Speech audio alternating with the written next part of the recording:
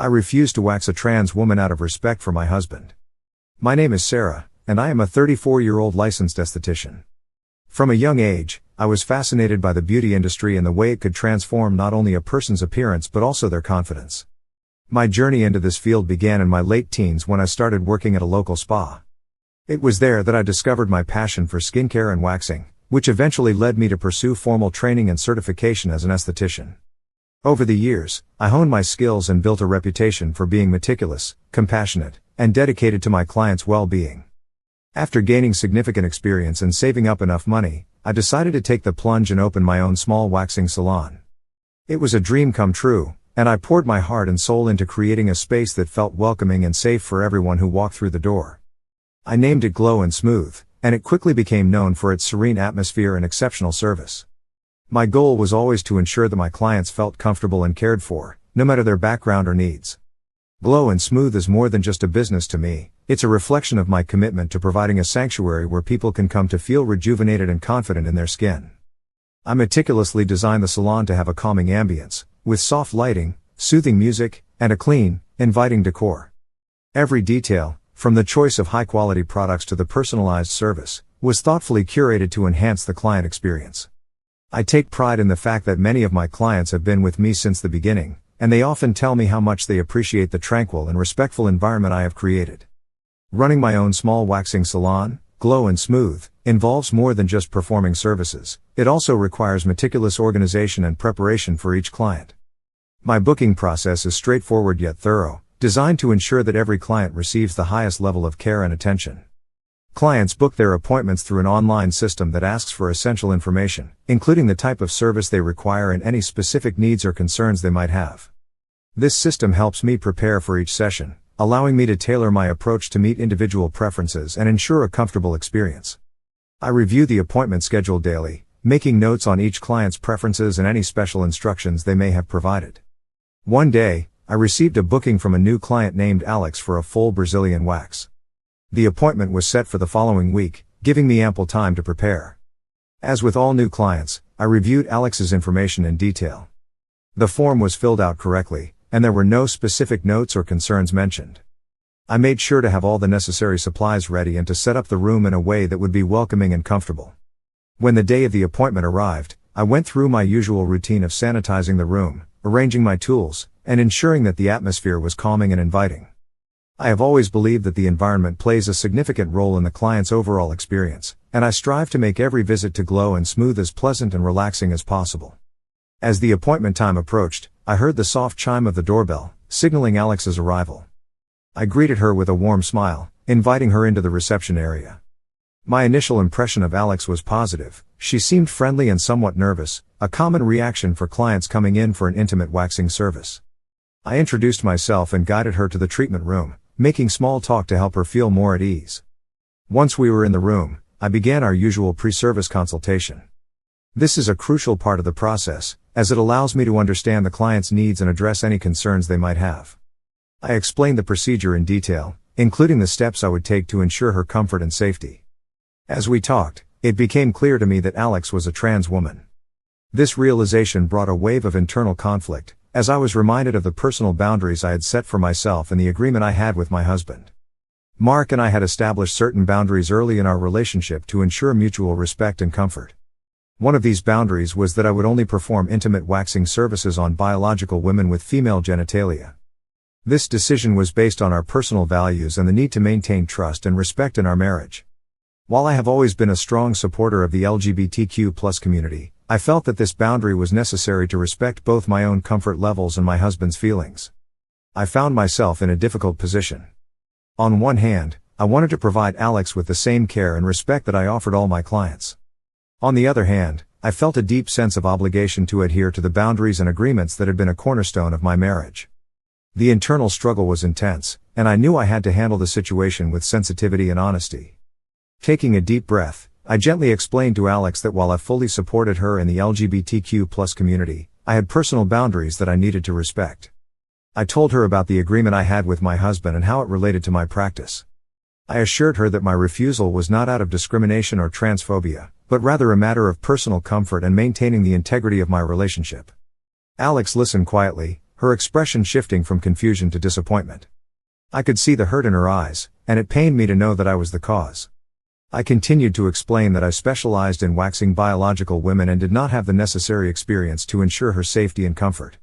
I offered to help her find another professional who was experienced in providing waxing services for trans clients, hoping to alleviate some of her frustration. Despite my efforts to explain and offer assistance, Alex was understandably upset. She accused me of discrimination and stormed out of the salon, leaving me standing there, feeling a mix of guilt and sadness. I had always prided myself on providing a safe and inclusive environment for all my clients, and this incident left me questioning whether I had done the right thing. The moment Alex stormed out of my salon, I felt an immediate pang of guilt and doubt. Her accusations of discrimination echoed in my mind, and I couldn't shake the image of her disappointed and hurt expression. I had always prided myself on providing a safe, inclusive, and welcoming environment at Glow and Smooth, and now it felt like all of that had been called into question. As I stood alone in the treatment room, my mind raced with thoughts of whether I had made the right decision and what the repercussions would be. In the hours that followed, I found it hard to concentrate on my work. The incident with Alex weighed heavily on my conscience, making it difficult to focus on my other clients.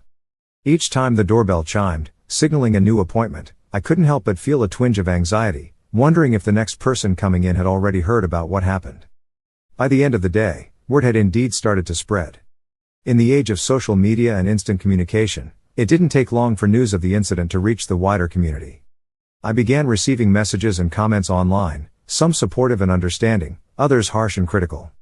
It was overwhelming, and I felt a mix of emotions, defensiveness, regret, and a desire to explain my side of the story. The feedback was mixed, to say the least.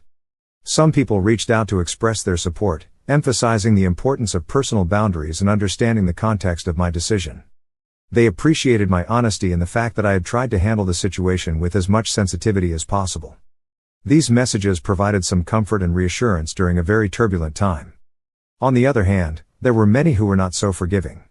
I received several harsh messages accusing me of being transphobic and discriminatory. Some people vowed never to visit my salon again, while others went as far as leaving negative reviews online. It was disheartening to see my business, which I had worked so hard to build, being attacked in such a public way. I felt a deep sense of failure, as if I had let down not only Alex but the entire community I had always aimed to support. A few clients canceled their upcoming appointments, citing the incident as their reason. It was painful to see loyal customers turn away, and it made me question my actions even more. I started to worry about the long-term impact this would have on my business and whether I would be able to recover from this blow. Despite the support, the negative feedback continued to weigh heavily on me. I found myself replaying the incident in my mind, questioning every decision and wondering if there was a better way I could have handled it. The guilt was compounded by the realization that I had inadvertently hurt someone who was simply seeking a service and a sense of acceptance. 2 weeks had passed since the incident with Alex and the fallout that followed. The once vibrant and bustling atmosphere at Glow and Smooth had noticeably dimmed. The salon, which had been a sanctuary of calm and comfort for so many clients, now felt like a shadow of its former self. The backlash from the community had been swift and severe, and I was left grappling with the consequences of my actions. Every morning, I opened the doors of Glow and Smooth, hoping for a return to normalcy, but the reality was stark. The usual steady stream of clients had dwindled to a trickle. Regulars who had once been loyal to my business were now hesitant, their trust shaken by the incident. New appointments were rare, and cancellations had become all too common. The salon, which had once been filled with the soothing hum of conversation and laughter, now echoed with an unsettling silence. The financial impact was immediate and harsh. With fewer clients coming in, my revenue had taken a significant hit. The bills and expenses of running a business didn't pause, and I found myself dipping into my savings to keep things afloat. The stress of the situation weighed heavily on me, affecting not only my professional life but also my personal well-being. Sleepless nights became the norm as I lay awake, replaying the incident over and over in my mind, questioning every decision I had made. I couldn't help but wonder if I had indeed lacked professionalism in handling the situation with Alex. My intentions were never to discriminate or make anyone feel unwelcome. I had tried to explain my personal boundaries and the agreement I had with my husband, but in the heat of the moment, it seemed my words had only caused more harm. Was it unprofessional to let my personal values influence my business decisions so heavily? This question haunted me constantly. The mixed feedback I received from the community only added to my confusion. Some clients and friends had reached out with words of support, emphasizing the importance of respecting personal boundaries and understanding the context of my actions. They appreciated my honesty and the attempt to handle the situation with sensitivity. However, others were not so forgiving. Accusations of transphobia and discrimination were leveled against me, tarnishing the reputation I had worked so hard to build. I sought solace in conversations with my husband, Mark, who remained steadfastly supportive. He understood the complex emotions I was grappling with and tried to reassure me that standing by our values was the right thing to do. But even his unwavering support couldn't entirely ease the burden of guilt and doubt I carried. In an attempt to navigate the fallout, I reached out to other professionals in the beauty industry, seeking their advice and experiences. Some shared similar challenges they had faced and offered guidance on how to move forward. They emphasized the importance of empathy, communication, and the need to continually evolve to better serve a diverse clientele. Their insights were valuable, but I still struggled to reconcile my personal values with the professional demands of inclusivity. I also contacted LGBTQ+ advocacy groups, hoping to gain a deeper understanding of how to create a truly inclusive environment at Glow and Smooth. These conversations were enlightening and humbling.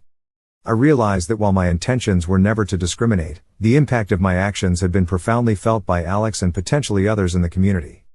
I learned about the specific needs and concerns of trans clients and how I could better accommodate them in the future. Despite these efforts, the path forward remained unclear. The immediate crisis had subsided, but the long-term implications were daunting. My confidence in my ability to manage the salon and provide a welcoming space for all clients was shaken. The once clear vision I had for Glow and Smooth was now clouded by uncertainty and self-doubt. As I stood in the empty salon, I felt a deep sense of loss.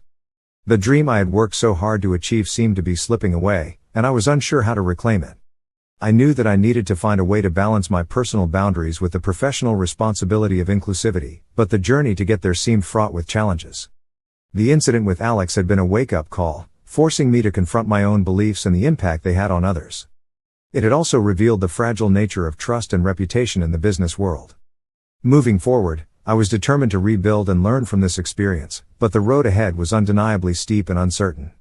The lessons from this painful chapter would shape not only my business practices but also my understanding of empathy and inclusivity in a diverse and ever-evolving community.